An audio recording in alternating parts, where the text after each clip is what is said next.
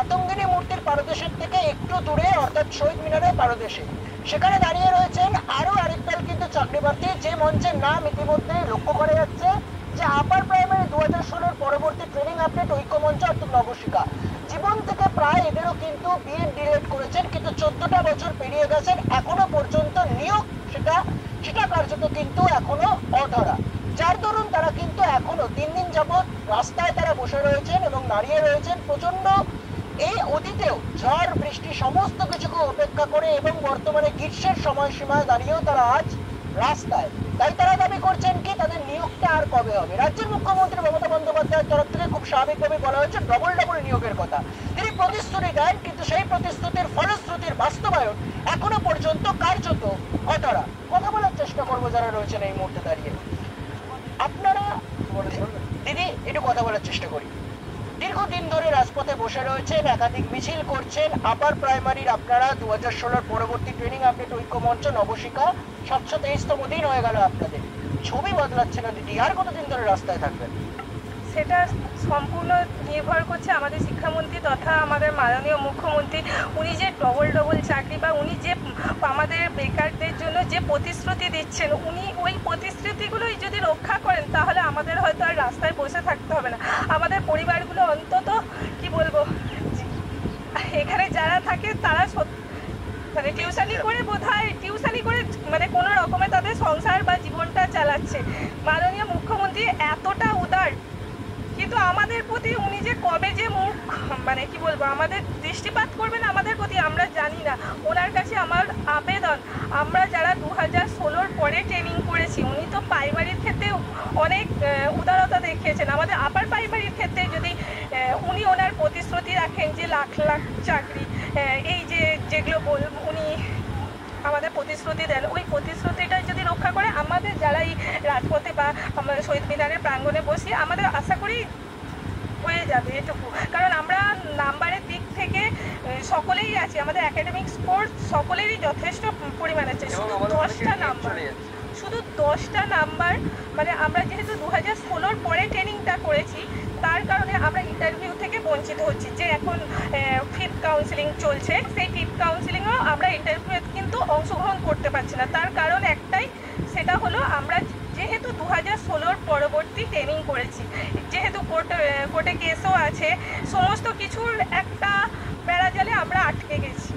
সেই বেড়াজালটা একবার তো মানে মাননীয় মুখ্যমন্ত্রী যদি উদার হন, অবশ্যই মানে আমাদের একটা সুদিন আসতে পারে। ওনার উপর আমাদের জীবনটা পুরো নির্ভর করছে। রাজ্য জুড়ে যেটা হচ্ছে পুরোটাই গেমিক। এই কারণেই গেমিক বলছি, আপনি একটু আগেই বলছেন যে কিছুটা দিন আমরা পার করছি। কিছুটা দিন মানে আপনি দেখতেই পাচ্ছেন আমরা 723তম দিন ধরে বসে রয়েছি। এবং আমি নিজের কথাও বলি যে আমার 40 রানিং, আমি 41-এ পড়তে যাচ্ছি। অর্থাৎ জীবনের চাকরি করার স্বপ্নটা স্বপ্নই রয়ে যাবে, কোনোদিনই বাস্তবায়িত হবে না। তো দিদি মানবিক দিকটা আমরা অনেকবার দেখেছি দিদির, মমতাদি। তো তার কাছে আমাদের সত্যি আমাদের একটা আশা ছিল, স্বপ্ন ছিল যে দিদি সেই মানবিক দিক থেকে অন্তত আমাদের কথা ভাববেন। কারণ উনি এর আগে অনেক দৃষ্টান্ত স্থাপন করেছেন এরকম ভাবে মানবিকতার দিক থেকে। যে প্রাইমারিতে উনি যেভাবে একবার পরীক্ষা হয়েছে 2014 সালে, তারপরে ট্রেনিং আপডেট করেছেন, সিট আপডেট করেছেন, নিয়োগ দিয়েছেন। কিন্তু আমাদের বেলায় এই আপার প্রাইমারি কেন ব্যর্থ হচ্ছে আমি জানি না। আমাদের কেন এই যে 11 বছর রানিং, আমরা 11 বছর ধরে কোনো পরীক্ষা পাইনি। 2014 সালে নোটিফিকেশন, 15 সালে পরীক্ষা, 16 সালে রেজাল্ট আউট, আমরা প্রত্যেককে পাস করেছি এবং ভালো নাম্বার নিয়ে পাস করেছি। আমাদের দোষটা একটাই কি, আমরা 24শে অক্টোবর 2016 সালের পর আমাদের বিএড, ওনারা একটা ডেট বেঁধে দিয়েছিলেন যে বারটার জন্য আমাদের চাকরি হচ্ছে না বা আমরা ইন্টারভিউ বঞ্চিত হচ্ছি। সেটা হচ্ছে 24/10/2016 এই তারিখটা বেঁধে দেওয়ার কারণে আমরা আটকে যাচ্ছি। তো এর পরবর্তী যেহেতু আমাদের বিএড, তো আমাদের বিএড এর জন্য যে 10 নম্বর আছে, আপনারা তো জানেন যে চাকরির ক্ষেত্রে একটা নম্বরই বেশ মানে খুবই ভাইটাল। তো সেখানে 10টা নম্বর আমরা পাচ্ছি না, মানে আমরা ইন্টারভিউ থেকে বঞ্চিত হয়ে যাচ্ছি। তো সেই জায়গা থেকে আমাদের একটাই দাবি যে 2016 পরবর্তী এই যে 11 বছর কোনো নিয়োগ নেই, কোনো পরীক্ষা নেই, স্কুলগুলো উঠে যাচ্ছে। আজকেরও পেপারে দেখতে পাচ্ছি বহু স্কুল উঠে যাচ্ছে, ছাত্র যেখানে 20 নিচে নেমে গেছে সেগুলোকে মার্চ করে দেওয়া হচ্ছে অন্য স্কুলের সাথে। এই যে ঘটনাগুলো আমরা দেখছি, এগুলো তো আমাদের লজ্জা। এই লজ্জার হাত থেকে আমরা চাই আমাদের বাংলা নিষ্কৃতি পাক, আমাদের দিদি নিষ্কৃতি পাক, এবং আমাদের এই কষ্ট থেকে আমরা নিষ্কৃতি পেতে চাই বলেই দিদির কাছে আমাদের একান্ত আন্তরিক হাত জোড় করে ওনার কাছে প্রার্থনা করছি উনি আমাদের এই প্রার্থনাটা, আমাদের আবেদনটা উনি গ্রহণ করুন, আমাদের এই চাহিদাটা অন্তত মেটান যে 2016 পরবর্তী আমরা যারা ট্রেনিং করেছি, ট্রেনিং আপডেট করে, সিট আপডেট করে আমাদের নিয়োগ দিন। আমরা যথেষ্ট কোয়ালিফাইড এবং আমরা কেউই মাটি দিয়ে বা সাদা খাতায় পাস করিনি। আমরা যোগ্যতার সাথে পরীক্ষা দিয়েছি, পাস করেছি, ভালো নাম্বার তুলেছি। সেই জায়গা থেকে আমরা সততার সাথে দাবি করতেই পারি আমাদের চাকরি আমাদের দেওয়া হোক। এবং আমাদের সময়, আমাদের জীবন থেকে যে 11টা বছর উনি কেড়ে নিলেন, যে সুখ, শান্তি, স্বাচ্ছন্দ্য, স্বপ্ন, আমাদের প্রত্যেকের এক একটা পরিবার রয়েছে, তাদেরও দাবি দাওয়া রয়েছে, তাদের স্বপ্ন রয়েছে, তাদের আশা আকাঙ্ক্ষা রয়েছে, সেগুলো পূরণ করবার দায়িত্বও আমাদের, কর্তব্যও আমাদের।